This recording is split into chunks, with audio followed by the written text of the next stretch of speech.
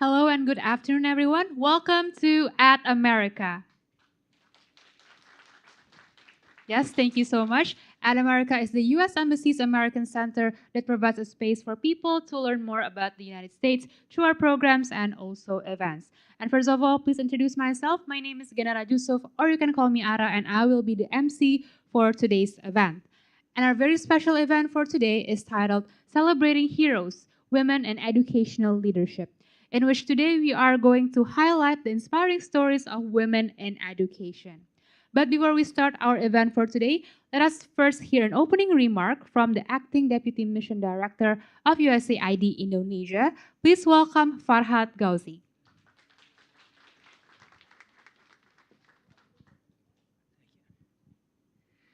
Assalamualaikum. Selamat siang.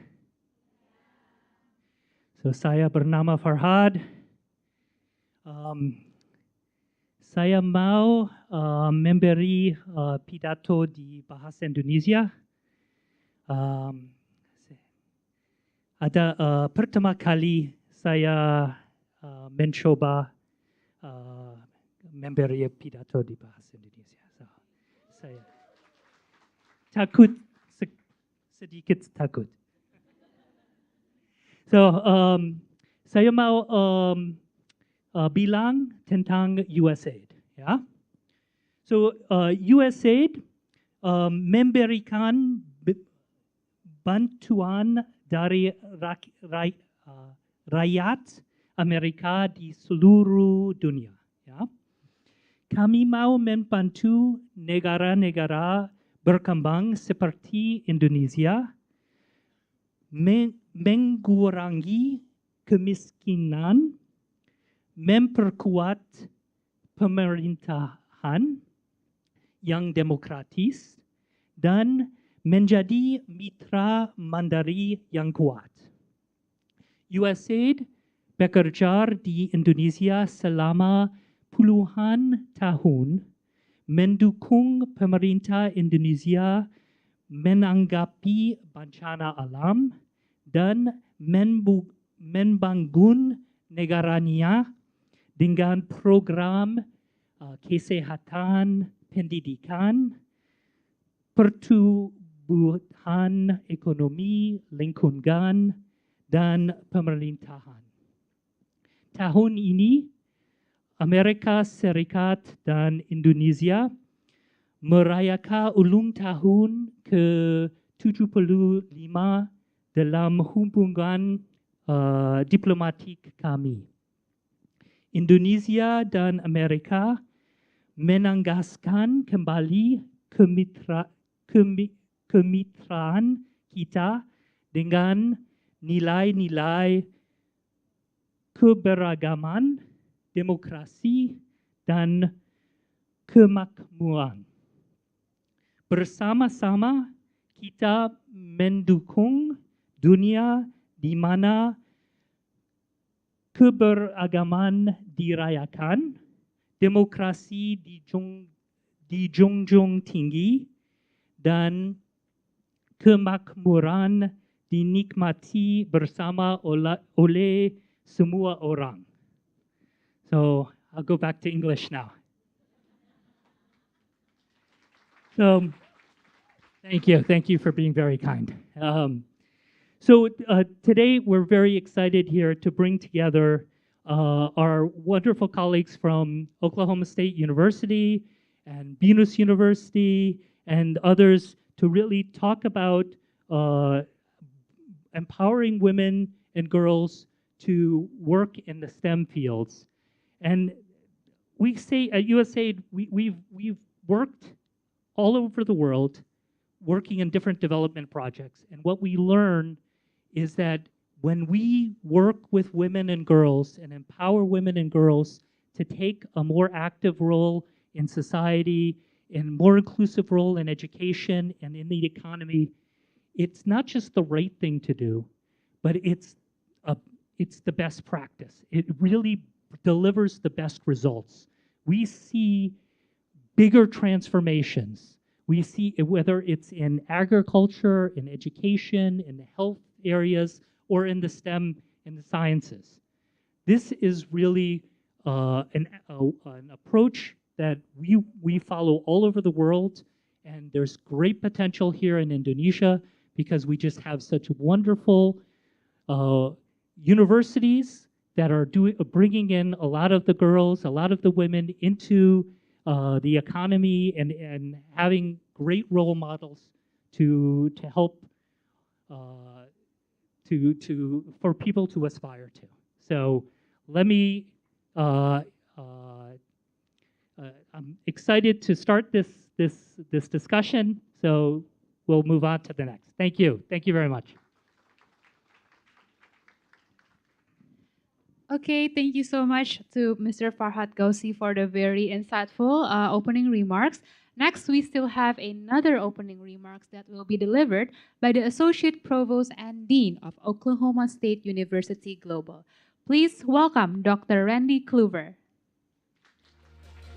Choosing a university is really probably one of the biggest decisions that you make in your life.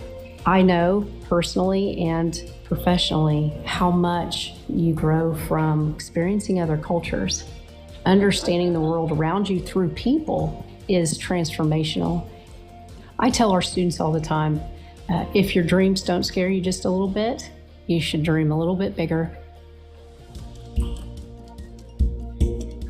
So I was looking to a big university that have a lot of resources, and OSU is like everything that I thought, like better actually than I thought. Here in the United States, I can be a student athlete. I can focus on myself in both sides. Yes, student and athlete. I really like the orange power here. Go Pokes! Go Pokes! You know, the slogan, Go Pokes, it really inspires me, you know. As an international student, you can feel a really strong sense of a community, and everyone's involved, and you can feel just at home, and especially for international students. Oklahoma State is such a unique place where we have students from all across the world. There's something for every student here at Oklahoma State. The land grant mission means that we are focused on serving the community and the world in which we live.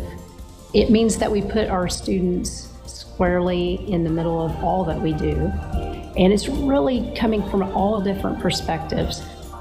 We think that the international student is an incredible part of our culture. They bring a cultural richness and intellectual diversity to our campus. OSU has a long history of taking that land-grant mission around the world. I'm majoring in fire protection and safety engineering technology. Its lab is really advanced here.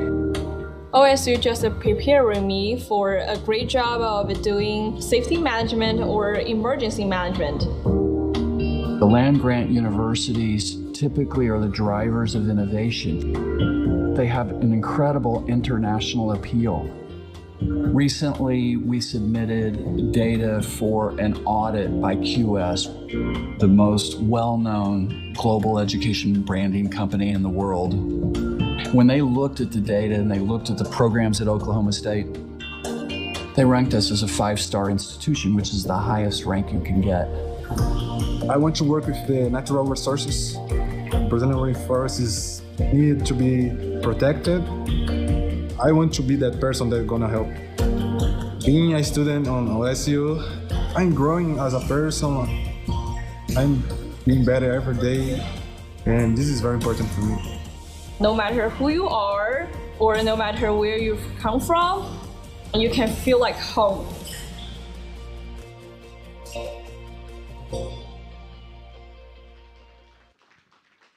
Thank you all. My name is Randy Kluver, and it's my privilege to be here today. We've been in Jakarta for several days, and it's just been a wonderful experience to see your city, learn more about it. Let me tell you a little bit more about Oklahoma State University. We have about 25,000 students, 200 undergraduate majors and options, master's and doctoral programs.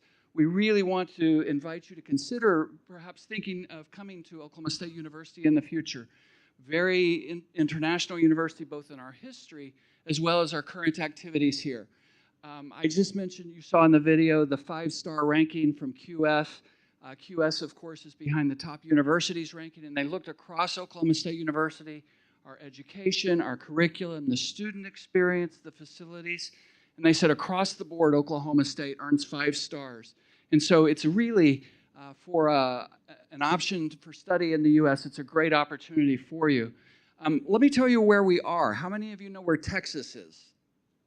Okay, just look up, okay? So we're just north of the state of Texas. As a matter of fact, you can see right there, Dallas-Fort Worth International Airport. And we're in the city of Stillwater.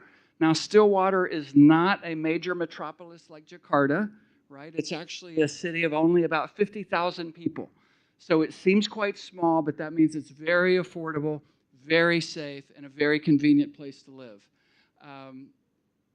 Let's see, residence halls. We have multiple residence halls across the university, some just dedicated for international students, some for all kinds of living. If you have a family, we have a residence for you. If you're living alone, we have a residence for you.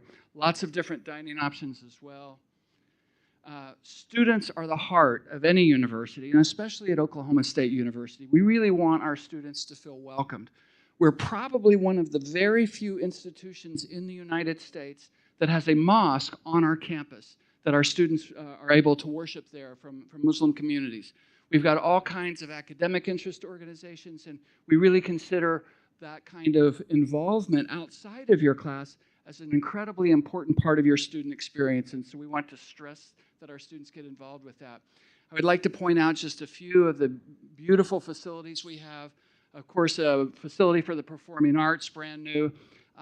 We have a flight training program. If anybody's interested in being a pilot, we've got a great program there. Institute for American Energy, labs, business schools, and so on. I'm kind of running through here. I would like to talk about one thing that's very important to us. You heard our president, Dr. Schramm, talk about serving the community in which we are in. We understand that sustainability and our impact on the world is a very important thing of what the university is. And so Oklahoma State University, across a number of measures, is ranked as one of the top universities in the world for our contributions to the UN Sustainable Development Goals. These are just some. 4th overall in the U.S. You probably haven't heard of Oklahoma State before you come here today, but you have heard of places like Stanford and Harvard.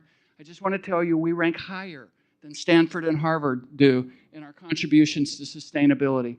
We're especially high on the issue of zero hunger, making sure that everybody in the world has enough to eat and that we handle our food resources responsibly. Our leadership of the university, one who you'll hear from in just a minute, is female, both our president, our provost, the Alumni Association director, and the OSU Foundation director. And so we really prioritize the leadership of women and want to make sure that every person at our campus lives to their full potential. Family traditions, okay, I would just want to teach you one tradition. You actually saw it in the video, but it's really important for people at Oklahoma State, okay? We call it Go Pokes. And you hold out your fingers like this and just say, Go Pokes. Okay, 1, 2, 3. Go Pokes. Thank you so much. I appreciate that. Okay. Just a couple of comments on our global legacy. I mentioned earlier to our friends at USAID, it was actually our president, Henry G. Bennett, who started the organization that now is known as USAID. It was called the Point 4 program at that time. This is a picture of President Bennett, or I'm sorry, a statue. And then for throughout the 1950s and 60s, Oklahoma State faculty and staff were engaged in the development of a new agricultural university in Ethiopia. Now it's Ethiopia's second largest university. We continue to have faculty and students involved around the world really addressing global problems, and we would love to have you join us in that quest. I do want to point out some of our famous alumni. Of course, one of the we're most famous of is this guy right here, right there in the upper right. Sorry, the pointer's not working. Ambassador Rosan Ruslani has recently served as Indonesia's ambassador to the U.S. He's returned to Jakarta now, where he's probably going to play a role in the next cabinet of the Indonesian government. But we're very proud of Ambassador Roslani. But I do need to ask, does anybody else play golf? Anybody here play golf? Because one of our more famous alumni is this guy right here, Victor Hovland, who is currently ranked 6th in the world as a professional golfer. And he's a graduate of Oklahoma State. And then I'm just going to leave it at that. Again, let me say thank you for being here today. Thank you for giving me a few minutes to introduce our university. We would love to talk with you after if you have any interest. We have several representatives from Oklahoma State. But again, thank you for being here. It's our privilege to join you today. Okay, thank you so much, Dr. Kluwer, for the very wonderful presentation about Oklahoma State University. And now, everyone, before we begin our event, we are going to have another presentation about Education USA to give everyone here information about the U.S. higher education. And this presentation will be delivered by one of our Education USA advisors. Please welcome May Latupono.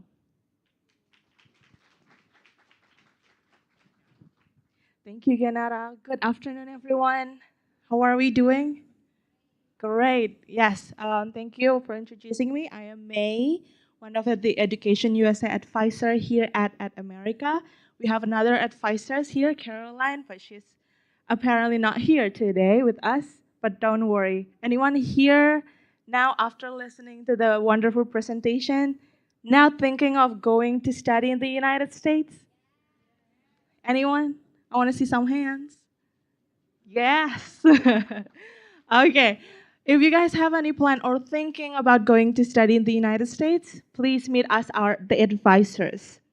So we in Indonesia, before we go there, Education USA is an advising network from the U.S. Department of State.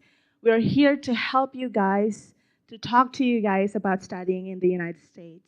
So as you've seen here, I have a map. We have 7 centers, 1 in Aceh, the newest one in Medan, 2 in Jakarta, 1 in Malang, Surabaya, and Makassar. So if you guys have ideas or questions to study in the United States, please book an appointment over there. Scan the barcode, go to the website calendly.com/educationusa Indonesia, book any appointment to meet with your advisors. We can talk about your research of studying in the United States, option of financial education, scholarship options, or if you already have your documents ready, if you want us to review your essays, your resume, or now that you're going to study, now leave it to Indonesia, to the United States, go talk to us as well. So without further ado, thank you so much, and I hope you guys enjoy our session today. So I'll give it back to Genara. Thank you. Okay, thank you so much, Kak May, for the very wonderful presentation about Education USA. And next, everyone, we will be moving on to our discussion.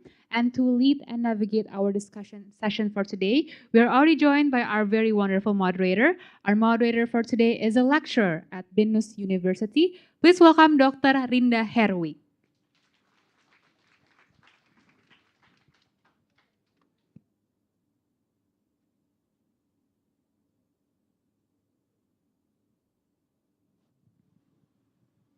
Good afternoon, everyone.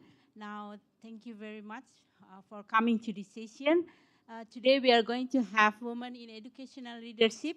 I would like to introduce our speaker, Dr. Jeanette Mendez, Dr. Guiping and Dr. Iin Handayani Dewi.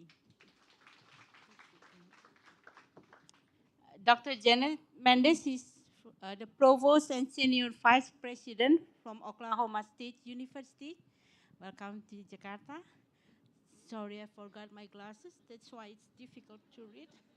And Dr. Hu, that's how I call you, right? Yes. Yeah. She's the Professor and Head School of Industrial Engineering and Management from Oklahoma State University. Welcome to Jakarta. Thank you. And also Dr. Iin Handayani Dewi, Lecturer Researcher at Faculty of Sciences and Technology, UIN Syarif Hidayatullah, Jakarta. Welcome. All right. Now we would like to discuss a bit about women in educational leadership. Could you please share your experience as a woman in education area? Sure, I'll start. I've been in higher education for a couple decades now. I really didn't know what I wanted to do with my career. I really was interested in education. I love to learn. I love to be at college. And I had a mentor say, you really should be a professor. So I took a leap of faith and I went to graduate school and I loved it. I loved being in college. And really my dream was just to be a professor and to teach students. And I had an opportunity about 10 years into my career to be a department head and take a leadership position, which wasn't on my radar, but it created multiple opportunities since then.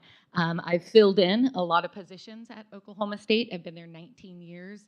I've been a department head. I've been an associate dean. I've been a dean. I've been a vice provost, and now serve as provost and senior vice president.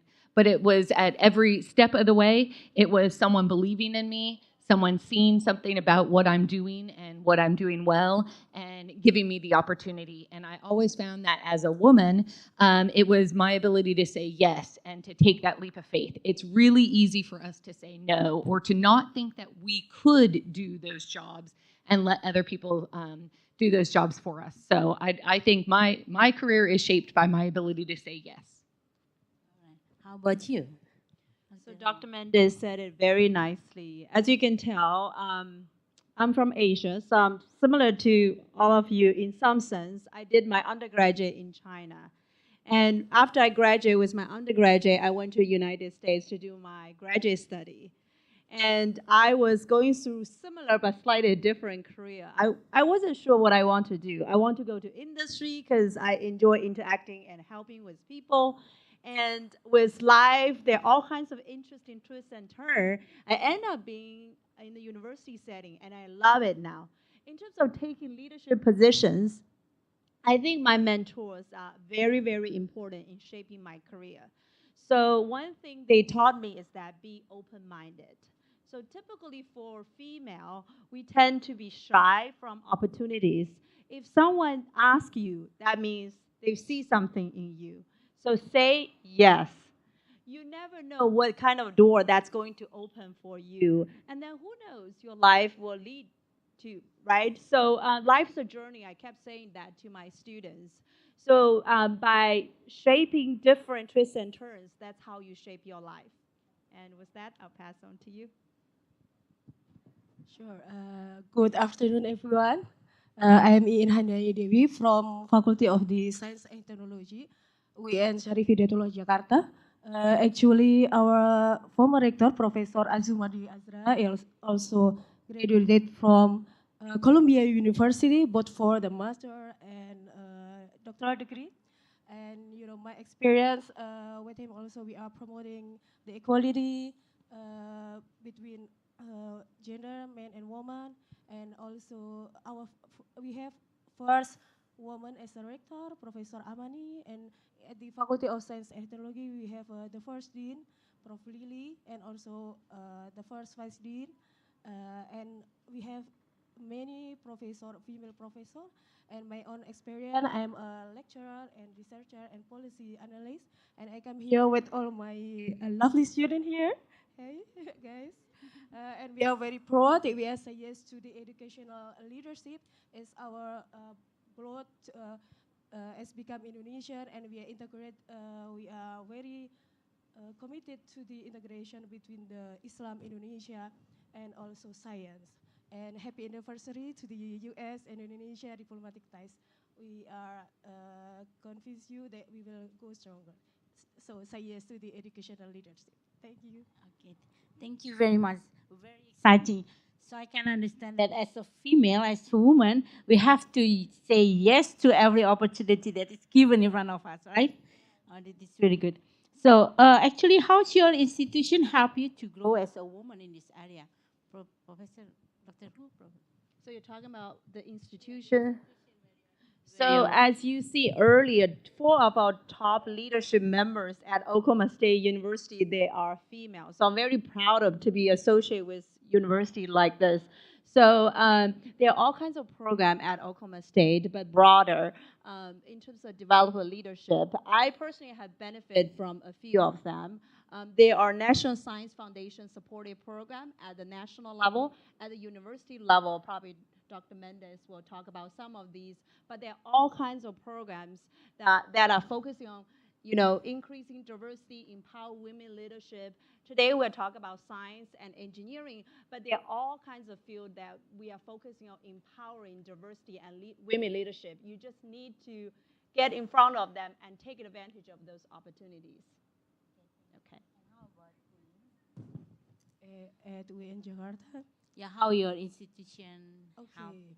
I think we in Jakarta are very committed and also encouraged both for the lecturer, professor, and also student to continue their study and to border the research things.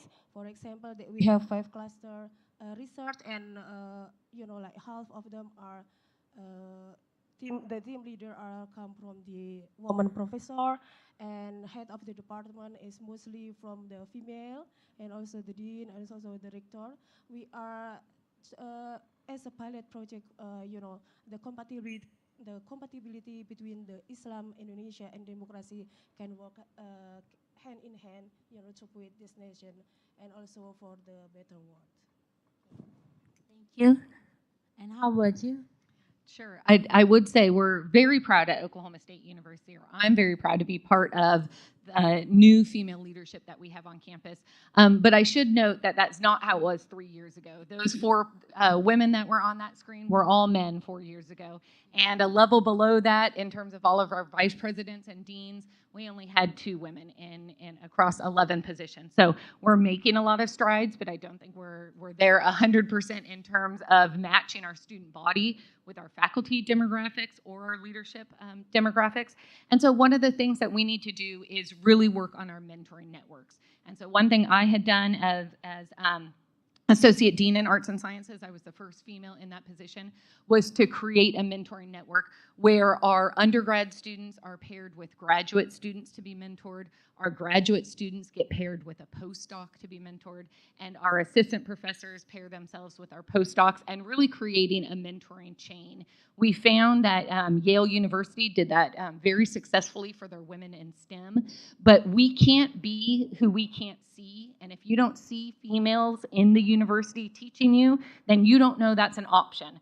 And so having that network of pairing yourself with one level above, it really, the data at Yale showed more women entered the STEM field if they were part of that program because they had someone that one level above that could tell them about it and encourage them.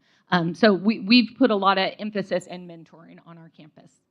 Oh, it's really nice if we are working in such environment where all the staff and everyone in the institution really support us. I still remember when 42 years ago, BINUS University was first established. Our leader is a female, the late Ibu Teresia Widya Suryaningsi. And she's the one who are developing BINUS until now, at the end of her, where she got sick and then she passed away. Now, could you please kindly share the success story of a woman who made impacts in education and leadership in your institution? Ibu In? Yeah. Sure. Actually, we have a huge amount of example. I mean, like, because mostly we in Jakarta is, leading in the international collaboration. And of course, we are also develop the internal ecosystem. We mostly doing many action plan, including like women community in the research. We have like 4 cluster in halal and food, and then Islam and digital transformations, and also several things like waste management, and like also in the mining engineering. We are, I think, cooperating with many sectors, both international and also national organization at WIN Jakarta. So just please come to WIN and please come to Faculty of Design and Technology. We are very happy to welcoming you all, and we can share together deeper about the real impact of our women leaders. Okay. So do you have any story of woman leader in your institution? I mean, I'll jump in just because you've seen a little bit of the video of our president, Dr. Casey Strum. And before she was president, the last 3 years for the entire Oklahoma State system, she had been president of our medical school. And not stealing any thunder from our current president of the medical school, who's in the audience, a lot of the groundwork that was done for the College of Medicine really came under her leadership. And we are proud now to say that our medical school is ranked #1 in placing our graduates in shortage areas to practice medicine, and #10 in placing doctors in underserved and rural areas. And that's really because of the leadership that we had with our current president. And so I know personally myself, and I'm sure Dr. Hu, we're just excited the next few years of what our president will accomplish with our help at Oklahoma State. Wonderful. Probably Dr. Hu want to add? Yeah, I think she took my, but I'm going to say something about Dr. Mendez, because I joined Oklahoma State a year ago, and ever since my joining, I have been interacting with her. So she mentioned about mentor network. I think it's very, very important to pick someone you trust. You can express, true feelings about different things. Because in life and in career, I'm looking at the audience here. There are all kinds of challenges that can happen in life. So having mentor like this who care about your success is very important.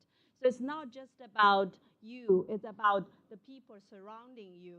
So I'm not going to go too much because we have role model and images to follow. So I can conclude that a good teacher will have great students, right? Okay. Thank you for that. All right. Now, what are the challenges being a woman in education and leaders, and how you overcome the challenges? Probably, Dr. Hu? Okay, that's an interesting one. I don't want to scare you all away, right? We all have life, and one thing I can think about is when you're stepping in leadership, it's about how you balance different things. One of my mentors is saying that if you pick too much, you're not going to get any. So it's important to look at the priorities, and the priorities can change over your career, depending on about life stages, right? I have 4 kids myself. So work-life balance, time management, I think those are all important and very challenging oftentimes for women leaders in particular. I'm not saying that men, you don't have those type of challenges, but those tend to, especially in the Asian culture, it tend to follow on the shoulder of the women. And for me, I'm very lucky. I have support network. I built the support network around me, and it's important to communicate with your support network at different life stages. Say, this is a time I need to focus on this. Can you help me? It's okay to ask for help. And with that, I'll pass back to you. We can talk more later. Yeah, thank you. All right. Now, probably from. Sure. Okay. Discussion about the taking leadership. Actually, we have a medical school as well, and also we have a public health faculty. And the dean of the public health faculty is female as well right now, is Professor Ziladia. So it's very interesting. It is part of the commitment of in Jakarta to support women, and we are also promoting this when we are visited European universities, US universities, as Islam Indonesia also support the leadership of a woman itself.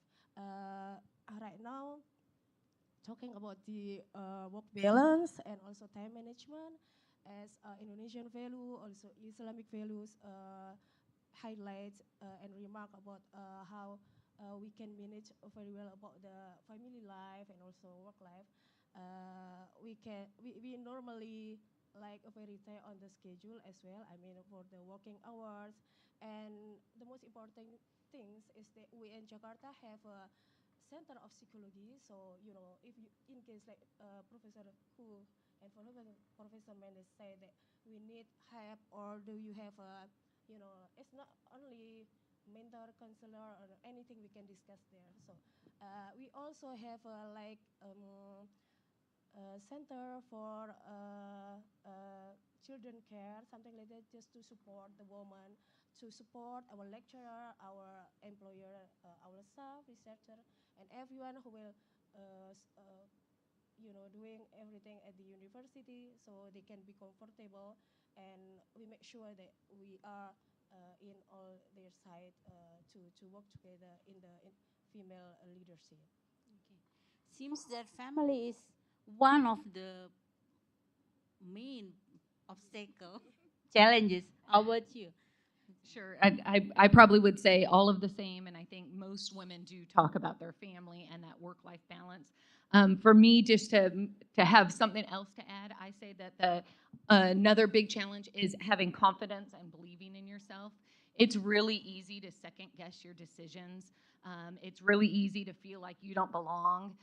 We call that imposter syndrome, feeling like you shouldn't have a seat at the table, or maybe you walk into a room with all male leaders and you just assume they must know more than you.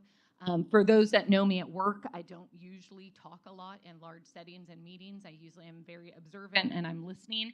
And it took me a while to be comfortable being able to be myself in my leadership position and not trying to act like all the other men I saw at the table.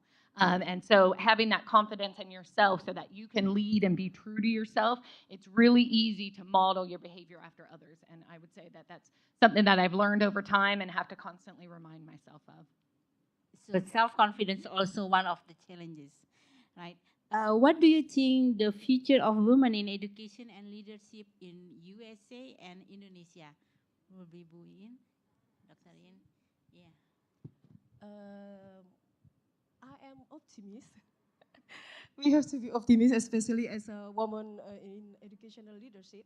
We see that our ecosystem, both in Indonesia and in the US as well, are very, very support and also give a lot of opportunities in package with its challenge. So, I mean, as I agree with both Professor Hu and Professor Mendez, that say that time management is very important, and accept yourself. The most important things is, how to communicate with your, staff. And second guessing is, I think, is normal, because we are hearing, the elevated woman in many sector of leadership. So, yeah, just be yourself and just be confident. And everyone will support you. We make sure then.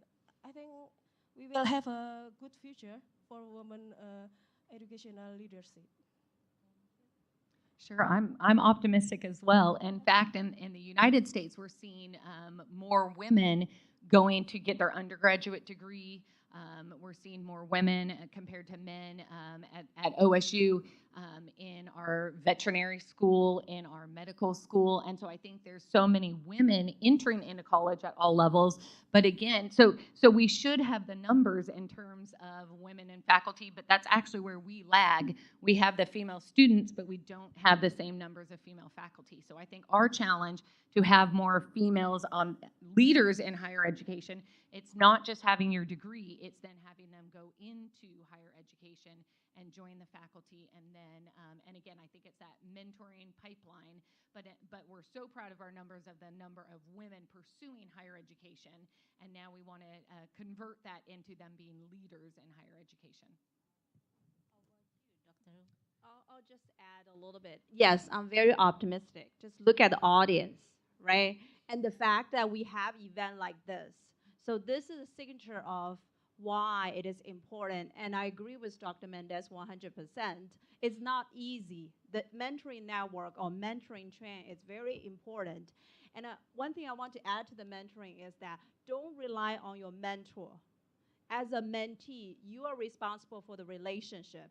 So you own the relationship. If you want to seek out for help, go and seek out mentor, go ask for advice, and then keep going.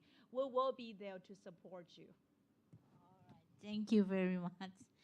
Okay, for the last question, in your opinion, what are the skills and qualities that make effective leaders in education and STEM? Yeah. I think there's so many, and I think women are great leaders in this field because of so many of the skills. I think the biggest strengths, I think that women can manage their time really well. I think, and they can multitask. I think those are the two that I rely on the most, is that I really can run my schedule really well and stay on my schedule. And that helps with the work-life balance. But I can also keep track of many different projects, because so much of what I'm doing, I never have a day where I just finish one thing. You're constantly working on so many things, and I think women are just really good at that. Definitely for multitasking. So those are two of my top ones. I'm going to add on that. I think women tend to be more flexible. We're not as rigid. So when we face a problem, when there is a nutty situation, I'm not saying men, you are more rigid, but I think we can like bend and figure out a way. There was a saying that women's like water, right? So it looks soft, but you can actually twist it and make sure things get through. So I'll just add to that. Thank you, Dr. Ian. I would love to admit the woman is best in managing the detail, and more patient, So when we are deliver the tasks, we can monitoring how this action plan can be implemented very well, or probably our staff have some challenges when we can support them, and probably we can ask other colleagues to help them, and then we are more patient to explain, what is the version of the task, and how the objective of the research, etc., and how to put this. For example, at WIN Jakarta, we are eager to manage world-class research university. So I think female and women in educational leaders are very important with the best quality in the taking the detail, and also more patient to take the big family to gain the objective. Okay, thank you very much for sharing your insight. And now we go to question and answer session. Is there any question from over there? Can someone pass the...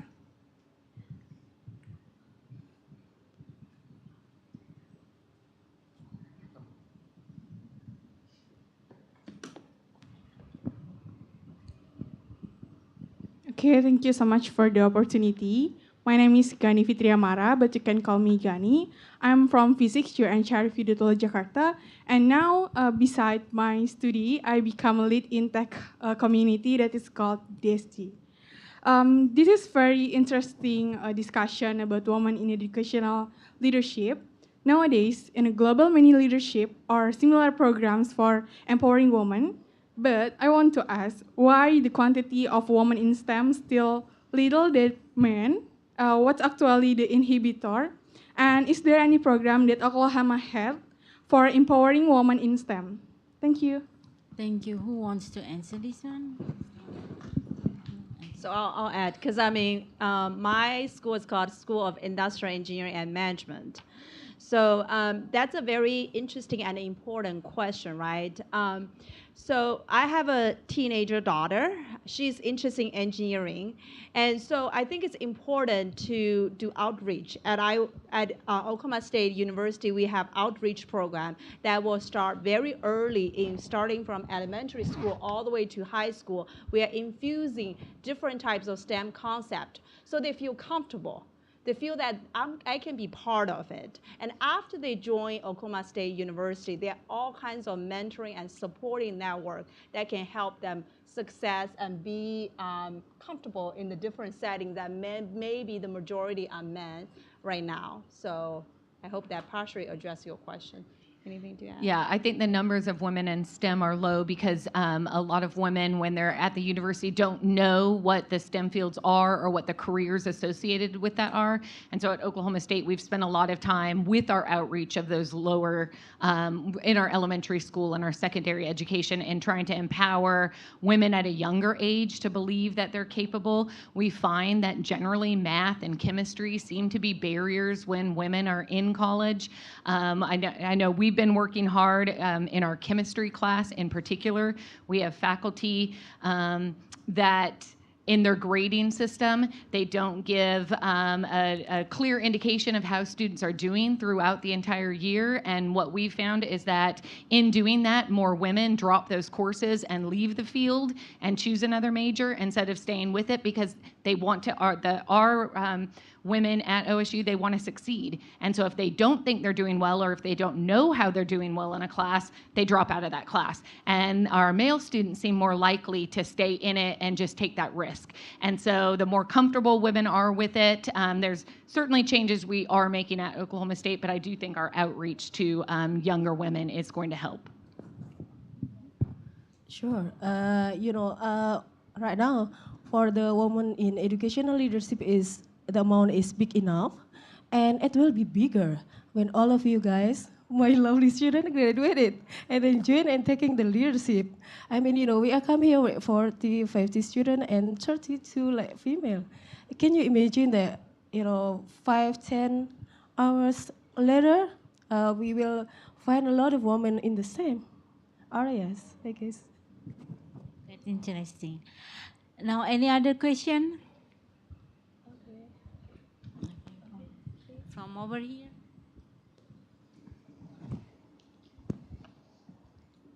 Thank you so much for the opportunity. My name is Muhammad Rizwandi. I am from Jayabaya University, from Faculty of Law, Science, and Political Science and Social. My question is, how do experience and perspective of women in educational leadership differ from those of their male counterparts? And what implications do this difference have for educational policies and practice? Thank you. I mean, I think there's a lot of what we do that you would notice no difference in a department if it had been a man or a woman leading that department. But I think that there are certain things that when I was a department head that I've kept in mind. I think I was really trying to help all of my faculty, but in particular the female faculty, have schedules that matched their needs in terms of their work-life balance. I didn't see that from my male department heads. I had a group of male department department heads that met during the morning when I was always dropping my kids off at school. So I was very aware of that and making sure that I didn't schedule meetings at those important times. So I think that there's small things like that. I think we talked about a lot of the skill sets that I think are good, but I don't think just because someone is a woman or just because someone is a man, I don't think they lead differently. I think that they have a different vantage point that they're bringing to it, but I don't think that the outcomes are so drastically different. I think it's the way we approach how we're making the decision, how we communicate the decision, that really that's where you would see the difference. I would agree with Dr. Mendez. I don't think fundamentally we are different because we care about students. Our ultimate outcome is, educate the next generation so they are prepared to make a difference in the world. So from that perspective, we are similar, we're the same. But in terms of the leadership style, there might be some differences, and in terms of how they approach specific details, there might be some differences. And I think having that balance and diversity is important for the success of educating our students as well as running a university. I don't think one is better than the other or one should replace the other. I think coexisting and having a nice ecosystem and balance is important for the entire society to be successful. On my experience as well, I think nowadays, mostly women in leadership don't find many challenges because, the ecosystem and environment is also very supportive to the woman, and mostly the both female and male leaders don't have like Professor Mendez told, there is no different, just like different approach, and probably we have when you make a choice of the priority, probably men and female have a different step by step, but I think it's just technical things. So mostly we can discuss it and we don't have any major differentiation. I think it's very, very nice for a woman in leadership. Yeah. Thank you. Equality, right? Yeah. All right. Another question, please. From the lady over here. Lady, yeah. Okay, thank you for the opportunity. My name is Helia from Faculty Psychology. I'm a lecturer from Universitas Esa Unggul. Then, however, in my province, actually, the woman cannot educate themselves, and I'm aware because maybe this is about culture that women should do household activities like cooking, teaching their children, and then doing anything in their household, and then they cannot educate themselves until now in my province, especially in Indonesia, one in my province. So, and then however, in the other side, we struggle about the child marriage, and then we struggle also about the stunting, actually, for the woman especially. And then they don't have an opportunity to educate themselves. And then, is there any tips or recommendation how we can empower them, and then we can support them to choose the other, maybe, I don't know, like, I'm so aware with my place because they said like woman is still should in home, not going to abroad for school and then doing something leadership in the company, something like that. So maybe is there any recommendation for empower it? Okay, thank you. So I would like to emphasize this issue because culture in our country still play the role dominant in the some areas where women actually have to stay at home, being a housewife, take care of the family and so forth, while male take the role. So this is what she's asking, how we are going to overcome this kind of obstacle. Hello. Actually, where do you come from, please? Okay, South Kalimantan. Hi, welcome to Jakarta. Yeah, actually, I agree with you, bro. Our Indonesian culture, as well as probably Islamic culture, as well, still, have the mindset. This is just a perspective. We can, it's not erase it, but we can educate it also our community, our society. And the answer is this is not only the responsibility of the government, but also us as part of the community. And we are at the university as well. I think education is the answer, because by education we can change from the housewife to be someone who lead in the institution, etc., etc. So how we can reach them right now? I think the program of the government of Indonesia is already managed to be in the from the elementary to the junior, from senior, junior, and then we also at UIN Jakarta we offer some scholarship. We have a rector scholarship. We have a scholarship from the Ministry of Education, National Education, and also we are under the Minister of Religious Affairs. So I think probably our society can manage from the elementary to the senior high school, and then once you guys go to the university, you can choose UIN Jakarta, and we can help you. Yeah, as part of our commitment, and we have also like student community outreach. We can give you like teaching in the robotics. We have also Center for Innovation and Technologies. We can, broaden the collaboration, and we can take this challenge together. Don't worry, we are with you. Thank you. Probably any tips from both of you? I think the only thing I would add, and understanding the cultural differences, is that those cultural changes take time.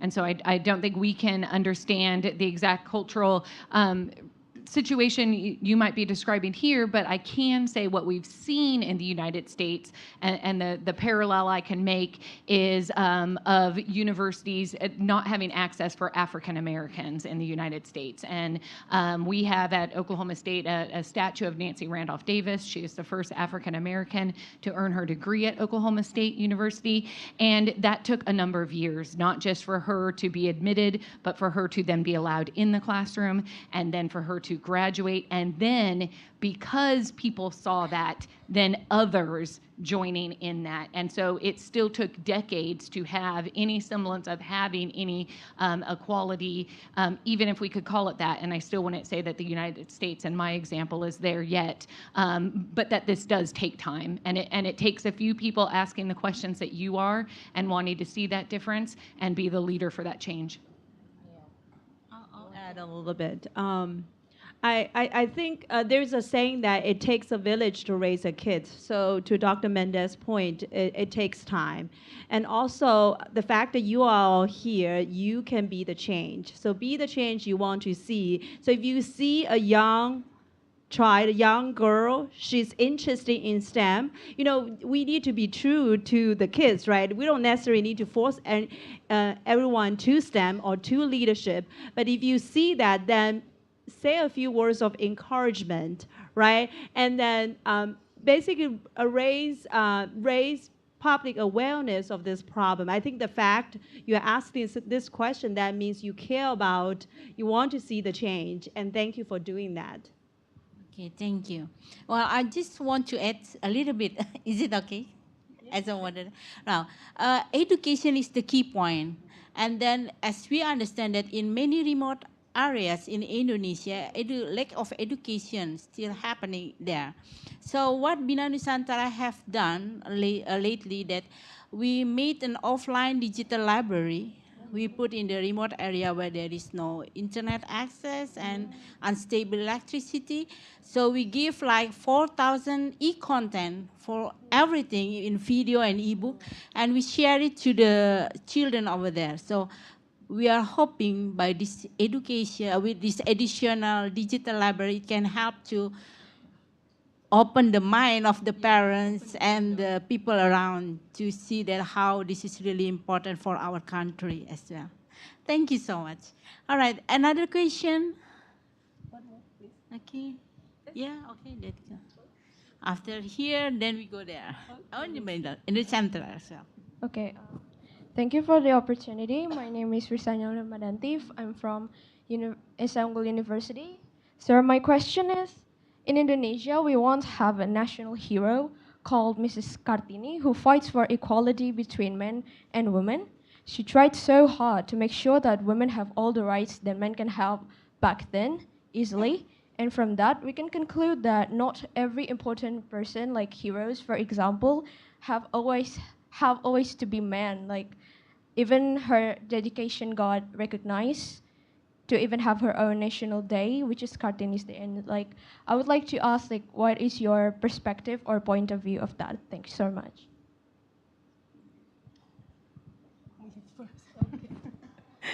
Thank you very much. That's very interesting and wonderful question. Kartini is our heroes, yeah, woman heroes, and we celebrate her birthday every 21st April. So normally we will use like mustard and then traditional clothes. And we are very proud of Madam Kartini, Ibu Kartini, we call it like that. It's true that Ibu Kartini has a, like, not easy, like struggle experience to build the equality between women and men, both in education, because she was couldn't reach the school, etc. But she is privileged because she has a good friend from the Western Europe, etc., and good communication. And then thanks to Ibu Kartini, because Madam Kartini can change, our opportunity. Probably today we can sit here, speak together, discuss together, and also come to the university and build Indonesia together because of the contribution, the very big contribution of Ibu Kartini. And our perspective is right now we can continue her effort, and it's very important for us to to develop our mind and our domain of specialization, for example, in STEM, in medical, in public health, and many other areas. As part of our say to thank you to the Ibu Kartini for her really beautiful love to all of the women in Indonesia, and this also say to the world that women in Indonesia are strong enough and also very concerned about education, and we are committed to build Indonesia as well. I would thank you for asking the question. It's not easy to be the first, right? So thank you for asking that question. In my career, I think Dr. Mendez earlier mentioned about self-confidence. I think it's important to start building that, and once you have that, then you'll be more comfortable, be the first.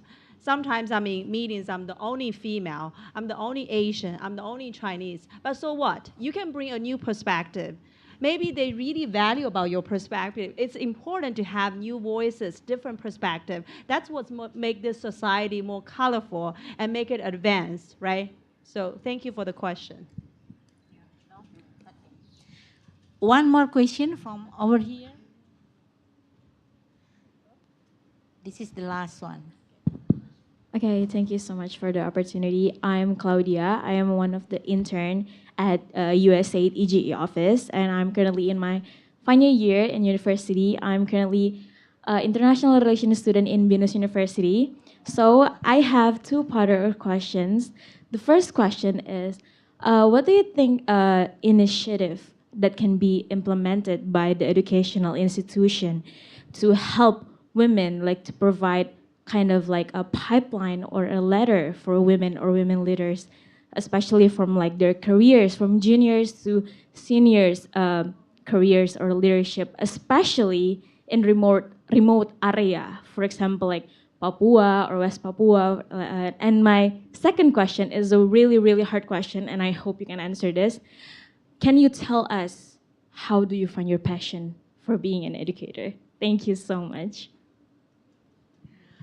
I don't know which one to start with. On the passion side, I will say that I always knew I loved to learn. And so I think that's where my passion is. I love to learn. I loved my experience as a student. And I always come back to that. I'm what we call a first generation college student, meaning my parents didn't go to university. So I'm the first in my family to have a university degree. And it's really because I love to read and I love to learn and I loved being a student. And so whenever I'm having one of those really long days or I'm just frustrated with whatever I'm dealing with, it always comes back to that, remembering why I have the job I have and why I love doing what I get to do. And so I think my passion found me. It was always there, and someone saw it and encouraged me to follow it. But it is something that I think about a lot. And I feel like you have the answer to that initiative. I think you're trying to have us come up with it, but I think you have it. I think you're saying that you want to create this pipeline and you want to connect these juniors and seniors and you want to have them get these recommendations. And so I think you know what it is. I think you can establish that type of initiative and get those recommendations. We have at Oklahoma State, we have a Greek system of a group of clubs. I'll simplify it as a group of clubs. And when you go through the recruitment process, all of the men and women need to get a letter. It doesn't have to be from someone they know, but they have their resume and they send it through a network and someone writes a letter on their behalf. So I think you're there. I think you have the ideas and I think you can create that with just take it a little bit further. You've got it. Yeah, Dr. Mendez said very nicely. I think if you have an idea, if you're passionate about certain things, start, right? Start small. It doesn't have to be big. And if you truly care about certain things, maybe start a club. Or it can be just a couple people, start talking to people about different initiatives. Talking about passion, I'm first generation as well. First generation going to college, first generation going abroad. You know, none of my family member has ventured to the United States. Now I'm there. So from that perspective, I'm very proud of myself. But in terms of finding my passion, you can read a book. There's a book called Drive. And it's important to find the drive for life. And basically it says three things, MAP. M stands for mastery. So you need to be good at certain things, right?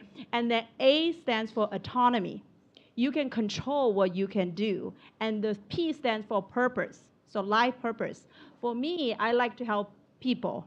I'm always curious about things, curious about ways that I can help people. Like I mentioned earlier, I wasn't sure whether I want to become a professor, but later when I see the stars in the student eyes, I felt like, well, that's very important for me. I feel happy and passionate every day I go to work and come back home. So thank you. Okay, 3 minutes left. Yeah, well, talking about the passion in education, actually, you know, since my grandfather and mother are religious leaders, so I am very familiar, you know, speak in front of the public and share what is, you know, the current trend at the community, how we can help our community. And I think I found this sense at the university, so we can develop ourselves, we can elevate our passion, elevate our career as well, and at the same time, we can build our community and society. Okay, and talk about the senior and mentor. Okay, the best thing about the seniors is they have the whole experience, and also, you know, can give you all the network they have. And we are, as a juniors, we know that what is the updates right now, what is the trend. And I think the collaboration between the junior and senior will be make it better, you know. I think this is the best for the women in educational leadership right now. Thank you very much. It's getting interesting, you know. If there is no timekeeper, we can spend the whole day discussing about this thing. All right, now, who wants the goodie bag? Yeah, everybody. Only, no, not everyone. Everyone wants the goodie bag, or everyone wants the goodie bag. All right. So we have the quiz. Can you turn on the Kahoot? All right. Here the Kahoot. Let's scan the barcode here. You speaker can join as well. All right. Everybody already in Kahoot? Already? Should we start now? Wait. Okay. Okay, I'll wait. All right. Keep on coming. 1, 2, 3, 4, 5, 6, 7. All right, coming. Yeah, the name. 29 persons. 36. Keep on increasing. 37. I think there are around 500 people in this room. Because one girl will have 2 or 3 devices at the same time. All right. Ready? Okay, the first question. Choose one of the specific topic for this event. Come on.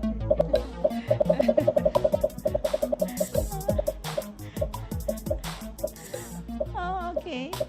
9, 8, 7. Ooh, women in education and leadership. Okay. Second question. Oh, Jenny. It's not you, right? All right. Okay. Now, the second question. Who is the moderator for this season? For this session? Cinta Laura. Oh, Cinta Laura.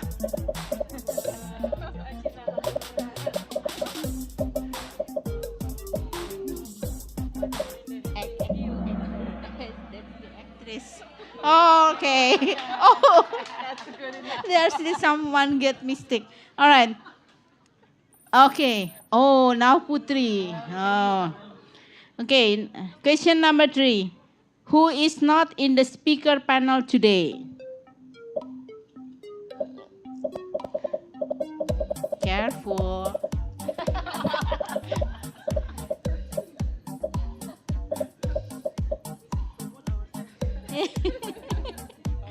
Oh, that's me.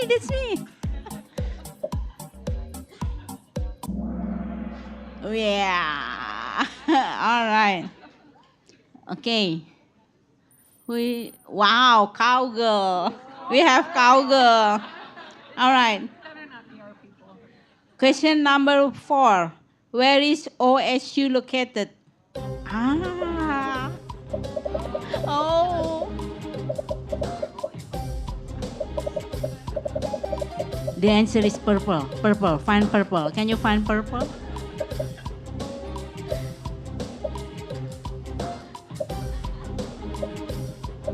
Those who can answer will get the scholarship, right? Oh, you have to find the scholarship for them. All right. Stillwater. Who got it? Mountain Man. All right.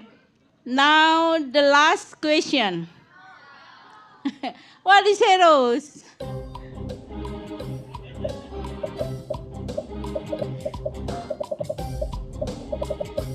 The answer is green. No green.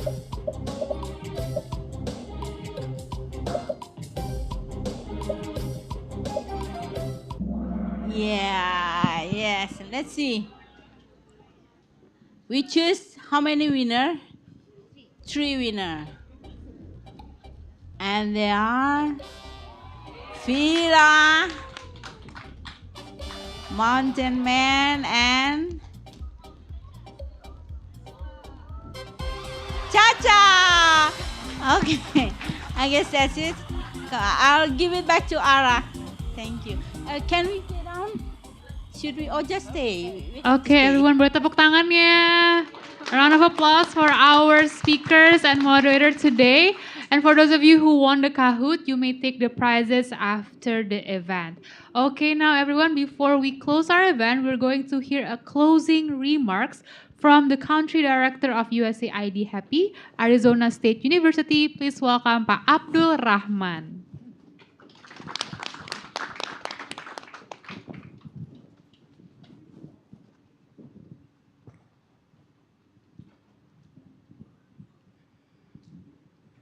Okay, assalamu alaikum wa rahmatullahi wa barakatuh. Thank you very much for everyone, and this is a very exciting session. The message is clear: education for all men and women. And education is no way of becoming retreat for the people who invest. So continue education. Get higher education from bachelor, master, and PhD degree. And I would like to thank you for the moderator first. Very nice, and enjoy the dialogue. Second, we have a great speaker here now, Dr. Jeanette Mendez. It is the top leaders at the university ranking on leadership. Provost. Indonesia, we have what we call it the leaders of the senior with experience and also dedicated to education in the institution. Without that experience, professionally recognized, will not be part of the member of this leadership level. Second, we have a young, especially Asian, just like you and me.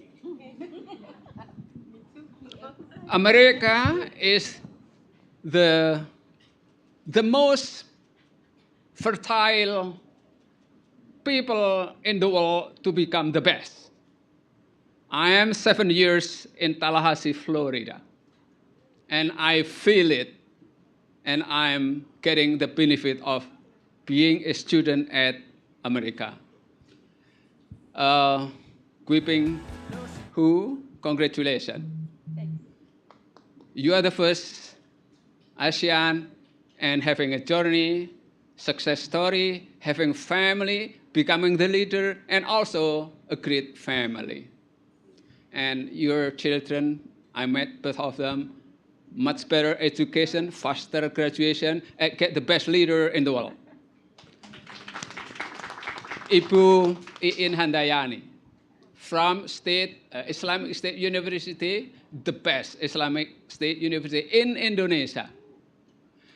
UIN Shahid is the resources for the expert in Indonesia for all disciplines, either engineering, science, technology, and especially the social, political, economic. That's the Universitas UIN Shahid Hidayatullah. So I think we're proud of Ibu Iin Handayani, young, educated, PhD holder, is gonna be the next, at least the minister for the next cabinet. I think your message is clear, and I would like to thank you to students from Esa Unggul University. HEPI is always supporting university, and now we have 33 affiliate university and 3 hubs in Indonesia. Esa Unggul is one of the affiliate university. You will see me in different time in different program. Enjoy the HEPI activity and planning for the future, at least 2.5 years to come. Uwin Syarif Hidayatullah, we have 3 experts from Oklahoma State University visit you, met your dean, and some expert from Uwin Syarif Hidayatullah. Inshallah, may God blessing. Uwin and also will sign memorandum of understanding and building a collaboration to develop a good quality on the College of Health and Medical Science. Congratulations. You have a plan, and you have a plan from Esa Unggul and also from UIN Syahid. Any other university and join us? Any? Okay, yes, we have from Jayabaya also. Thank you and welcome, Jayabaya. Can you stand up? Okay, thank you, and you have a question too. Okay, great. So I think, thank you very much for this session today. Great speaker, great message. It's very crystal clear how to move out from our talking today. Thank you, Oklahoma State. Pak Kluwer, where is Pak Randy Kluwer? No? Where is he? Okay.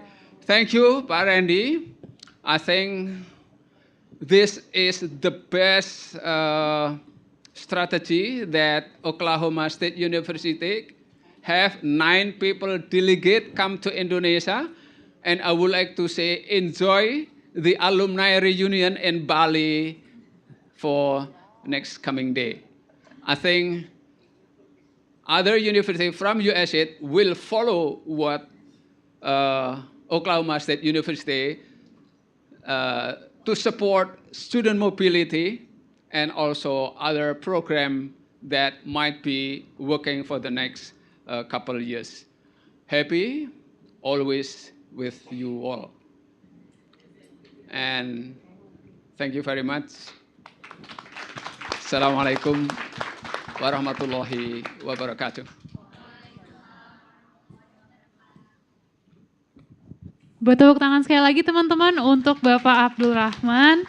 Thank you so much to Pak Abdul for the very insightful closing remarks from today, and thank you so much to our speakers and moderator as well for the very insightful discussion today. And everyone, for those of you who wants to give any feedback to our event today, you can simply fill out the survey on the screen behind me. There's a QR code. You may scan it and you can fill out the survey for today's event. And yes, that will be it, everyone, for our event for today. Don't forget to follow us on our social media platforms at HC America on Instagram, Facebook, and also X, and also our website at www.hcamerica.or.id. Once again, thank you so much, everyone, and see you at the next At America event. Ya, buat teman-teman yang tadi Q&A,